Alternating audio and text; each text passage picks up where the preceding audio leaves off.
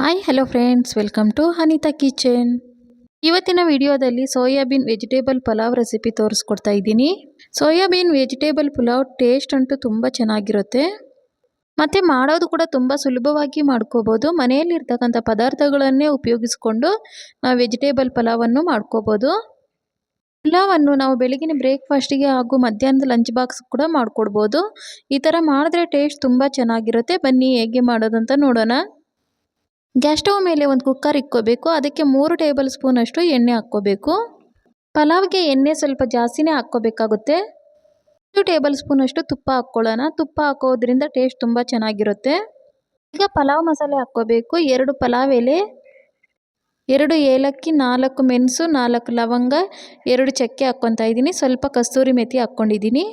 ಮತ್ತು 1-2 ಈರುಳ್ಳಿಯನ್ನು ಈ ಥರ ಸಣ್ಣ ಸಣ್ಣದಾಗಿ ಕಟ್ ಮಾಡಿಕೊಂಡು ಹಾಕ್ಕೋಬೇಕು. ಈಗೆಲ್ಲ ಒಂದು ಸರ್ತಿ ಮಿಕ್ಸ್ ಮಾಡಿಕೊಂಡು ಸ್ವಲ್ಪ ಹೊತ್ತು ಫ್ರೈ ಮಾಡ್ಕೊಳ್ಳೋಣ.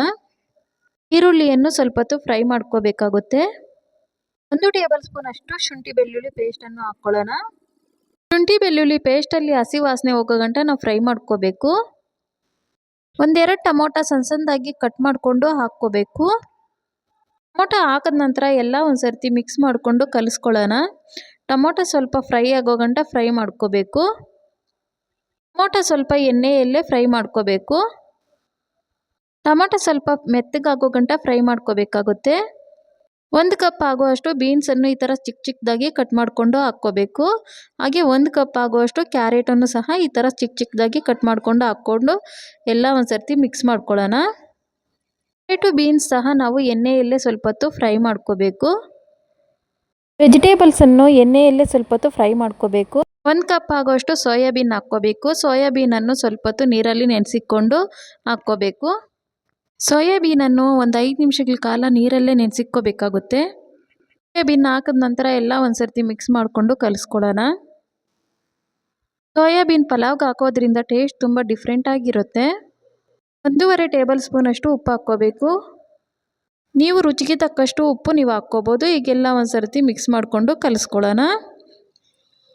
2 ಟೇಬಲ್ ಸ್ಪೂನ್ ಅಷ್ಟು ಖಾರದ ಪುಡಿ ಹಾಕ್ಕೋಬೇಕು. ಎಷ್ಟು ಖಾರ ಬೇಕೋ ಅಷ್ಟು ನೋಡಿಕೊಂಡು ಹಾಕ್ಕೊಳ್ಳಿ. 1 ಟೇಬಲ್ ಸ್ಪೂನ್ ಅಷ್ಟು ಬಿರಿಯಾನಿ ಪೌಡರ್ ಹಾಕ್ಕೊತಾ ಇದ್ದೀನಿ. ಹಾಗೆ 1/4 ಚಮಚಷ್ಟು ಗರಂ ಮಸಾಲ ಹಾಕ್ಕೋಬೇಕು. ಮಸಾಲ ಹಾಕಿದ ನಂತರ ಎಲ್ಲ ಒಂದು ಸರ್ತಿ ಮಿಕ್ಸ್ ಮಾಡಿಕೊಂಡು ಕಲಿಸ್ಕೋಬೇಕಾಗುತ್ತೆ. 2 ಮೆಣಸಿನ್ಕಾಯನ್ನು ಹಾಕ್ಕೊತಾ ಇದ್ದೀನಿ. ಮೆಣಸಿನ್ಕಾಯಿ ಫಸ್ಟೇ ಹಾಕ್ಕೋಬೇಕಾಗಿತ್ತು, ಮರ್ತೋಗಿದ್ದೆ, ಅದಕ್ಕೆ ಈಗ ಹಾಕ್ಕೊತಾ ಇದ್ದೀನಿ. ಅರ್ಧ ಭಾಗದಷ್ಟು ನಿಂಬೆಕಾಯಿಯನ್ನು ಹಾಕ್ಕೋಬೇಕು.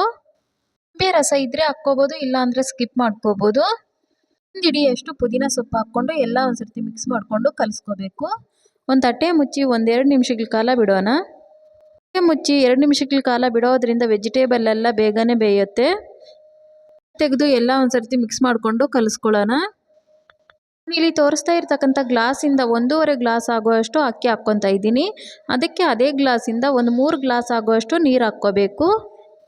1.5 ಗ್ಲಾಸಿಗೆ 3 ಗ್ಲಾಸ್ ನೀರು ಹಾಕೋದ್ರಿಂದ ಪಲಾವ್ ಉದ್ರುದ್ರಾಗಿ ಪರ್ಫೆಕ್ಟಾಗಿ ಆಗುತ್ತೆ. ನೀರು ಹಾಕಿದ ನಂತರ ಎಲ್ಲ ಒಂದು ಸರ್ತಿ ಕಲಿಸ್ಕೋಬೇಕು.